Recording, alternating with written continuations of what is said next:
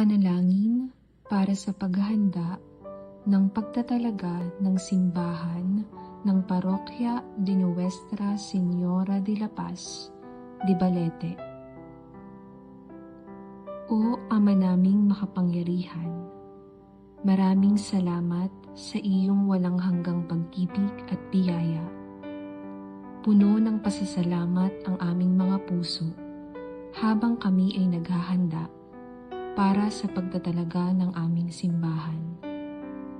Panginoon, linisin mo ang aming mga puso at isipan para sa ikaluluwalhati ng iyong pangalan. Gawin mo kaming mga karapat-dapat na tahanan ng iyong Espiritu Santo. Tulungan mo kaming magkaisa bilang isang pamayanan. Pagbigkisin mo kami sa pagmamahalan upang hindi lamang ang templong ito ang aming maitayo, kundi maging ang aming espiritual na pamumuhay. Basbasan mo ang lahat ng aming mga pagsisikap, sakripisyo at paghahanda upang ang lahat ay maging kalugod-lugod sa iyong paningin.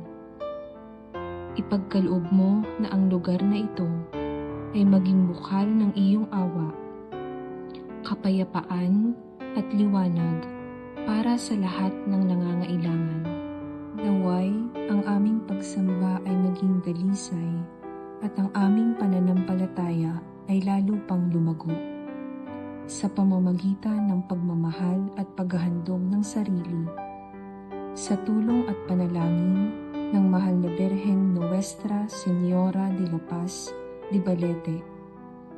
Buksan po ang aming mga puso at aming mga palad tungo sa paglilingkod sa Diyos at sa aming kapwa. Hinihiling namin ito sa pamamagitan ni Jesucristong anak mo na nabubuhay at naghaharing kasama mo at ng Espiritu Santo magpasawalang hanggan. Amen.